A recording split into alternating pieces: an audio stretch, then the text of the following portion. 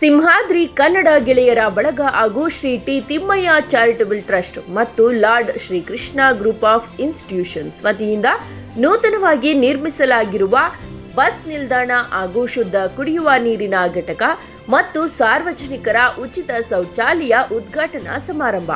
ಇದೇ ಸಂದರ್ಭದಲ್ಲಿ ಮುಖ್ಯ ಅತಿಥಿಗಳಾಗಿ ಸಾರಿಗೆ ಮುಜರಾಯಿ ಸಚಿವರಾದ ಶ್ರೀ ರಾಮಲಿಂಗಾರೆಡ್ಡಿರವರು, ಬಸವನಗುಡಿ ಶಾಸಕರಾದ ರವಿ ಸುಬ್ರಹ್ಮಣ್ಯರವರು, ಜೆಡಿಎಸ್ ಹಿರಿಯ ಮುಖಂಡರಾದ ಭಾಗ್ಯೇಗೌಡರವರು, ಕೆಪಿಸಿಸಿ ಸಂಯೋಜಕರಾದ ಡಾಕ್ಟರ್ ಸಂಜಯ್ ಗೌಡರವರು, ಬಾಲಾಜಿ ತಿಮ್ಮಲಾಪುರರವರು, ಬಸವನಗುಡಿ ಜೆಡಿಎಸ್ ಅಧ್ಯಕ್ಷರಾದ ತಿಮ್ಮೇಗೌಡರವರು, ಮಾಜಿ ಎಂಎಲ್ಸಿ ಯುಬಿ ವೆಂಕಟೇಶ್ ರವರು, ಮಾಜಿ ಮಹಾನಗರ ಪಾಲಿಕೆ ಸದಸ್ಯರಾದ ಸಂಗಾತಿ ವೆಂಕಟೇಶ್ ರವರು ಮತ್ತು ಸಂಘದ ಅಧ್ಯಕ್ಷರಾದ ಆರ್ಪಿ ರಮೇಶ್ ರವರು ಉಪಸ್ಥಿತರಿದ್ದರು.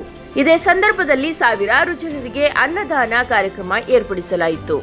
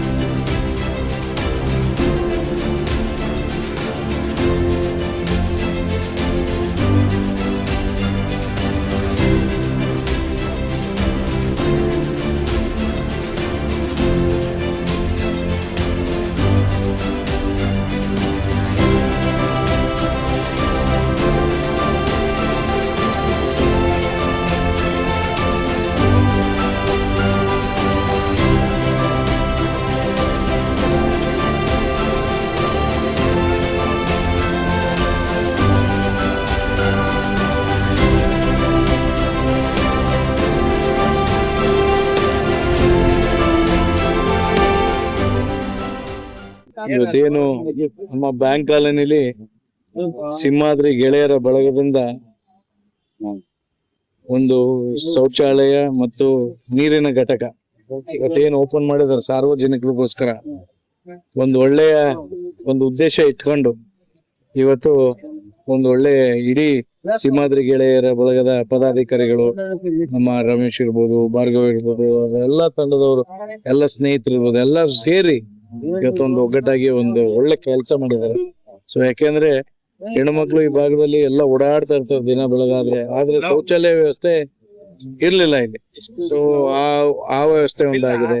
ಅದೇ ರೀತಿ ಇಲ್ಲಿ ಅಕ್ಕಪಕ್ಕ ಕಾಲೇಜ್ಗಳು ಜಾಸ್ತಿ ಇರೋದ್ರಿಂದ ಯುವಕರಿಗೆ ಕುಡಿಯೋ ನೀರು ವ್ಯವಸ್ಥೆ ಆಗ್ಲಿ, ಇನ್ನೊಂದಾಗ್ಲಿ ಮತ್ತೊಂದಾಗ್ಲಿ ಬೇಕಾಗಿತ್ತು. ಸೊ ಆ ಉದ್ದೇಶ ಎರಡು ಗಮನದಲ್ಲಿ ಇಟ್ಕೊಂಡು ಒಂದು ಒಳ್ಳೆ ಕಾರ್ಯಕ್ಕೆ ಹೆಜ್ಜೆ ಇಟ್ಟಿದ್ದಾರೆ.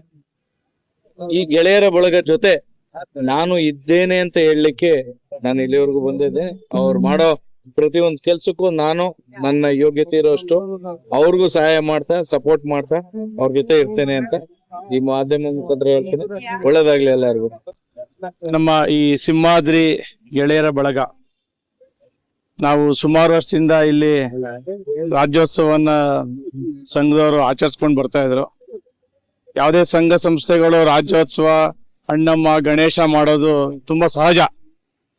ಆದ್ರೆ ಸಾರ್ವಜನಿಕರಿಗೆ ನಾವೇನ್ ಮಾಡ್ತೀವಿ ಅನ್ನೋ ಬಹಳ ಮುಖ್ಯವಾದ ಅನ್ನೋದಕ್ಕೆ ಒಂದು ಉದಾಹರಣೆ ಈ ನಮ್ಮ ಸಿಂಹಾದ್ರಿ ಗೆಳೆಯರ ಬಳಗ. ಯಾಕೆಂದ್ರೆ ಮನುಷ್ಯನಿಗೆ ಇವತ್ತು ಅಂತಾರಾಷ್ಟ್ರೀಯ ಕಾನೂನು ಏನ್ ಹೇಳುತ್ತೆ, ಮೊದಲು ಕುಡಿಯುವ ನೀರಿಗೆ ಆದ್ಯತೆ ಅಂದೆ ಅಂತದ್ದು. ಮತ್ತೆ ತಂಗುದಾಣ ಬಸ್ಸು, ಈಗ ನೀವು ನೋಡ್ಬೋದು ಬಿಸಿಲು ಈಗಾಗಲೇ ಇನ್ನು ಮಾರ್ಚಲ್ಲೇ ಎಷ್ಟಿದೆ. ಒಂದ್ ಒಳ್ಳೆ ತಂಗುದಾಣ, ಆಮೇಲೆ ಮೂಲಭೂತ ಸೌಕರ್ಯ, ಈ ಶೌಚಾಲಯ ಇಲ್ಲ, ಇವೆಲ್ಲವನ್ನು ಮನಗೊಂಡು ಈ ಮನ್ಸು ಮಾಡಿದ ಸಂಘದವ್ರು ಇಲ್ಲಿ ಒಂದು ಕಮರ್ಷಿಯಲ್ ಕಾಂಪ್ಲೆಕ್ಸ್ ಮಾಡ್ಬೋದು, ಒಂದು ಅಂಗಡಿ ಮಾಡ್ಬೋದಿತ್ತು.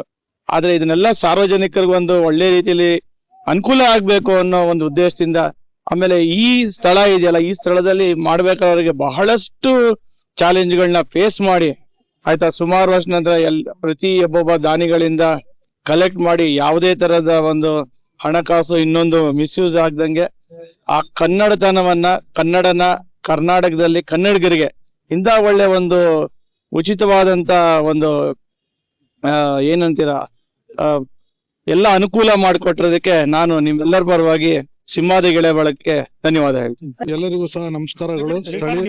ಸ್ಥಳೀಯ ನಿವಾಸಿಗಳು ಮತ್ತು ನಾಗರಿಕರಿಗೆ ನಮಸ್ಕಾರಗಳು. ತಾವೆಲ್ಲರ ಸಹಕಾರದೊಂದಿಗೆ ಇವತ್ತು ಸಿಂಹಾದ್ರಿ ಕನ್ನಡ ಬಳಗದಿಂದ ಒಂದು ಸಾಧನೆ ಮಾಡಿದೀವಿ ಅಂತಾನೆ ಹೇಳ್ಕೋಬಹುದು. ಯಾಕಂದ್ರೆ ಜನಗಳಿಗೆ ಕುಡಿಯೋ ನೀರು ವಸತಿ ಮತ್ತು ಶೌಚಾಲಯ ಮತ್ತು ಬಸ್ ನಿಲ್ದಾಣದ ವಸತಿಯನ್ನ ಏರ್ಪಡಿಸಬೇಕು ಅನ್ನೋ ತುಂಬಾ ವರ್ಷಗಳಿಂದ ನಮ್ಗೆ ತುಂಬಾ ಹಠ ಇತ್ತು. ಅದನ್ನ ಇವತ್ತು ನೆರವೇರಿಸಿ ಈಡೇರಿಸಿದೀವಿ. ತಾವೆಲ್ಲರೂ ಅದು ನಮ್ಮೊಂದಿಗೆ ನಿಂತಿದ್ದಕ್ಕೆ ಧನ್ಯವಾದಗಳು ಮತ್ತು ಸಹಕರಿಸಬೇಕು ಯಾವತ್ತಿಗೂ. ಮತ್ತು ಹೆಚ್ಚಿನ ಸಂಖ್ಯೆಯಲ್ಲಿ ನಮ್ಮ ಕಾರ್ಯಕ್ರಮ ಭಾಗವಹಿಸಿ ನೀವು ಪಾಲ್ಗೊಂಡು ಸಂತೋಷಗೊಳ್ಳಬೇಕು.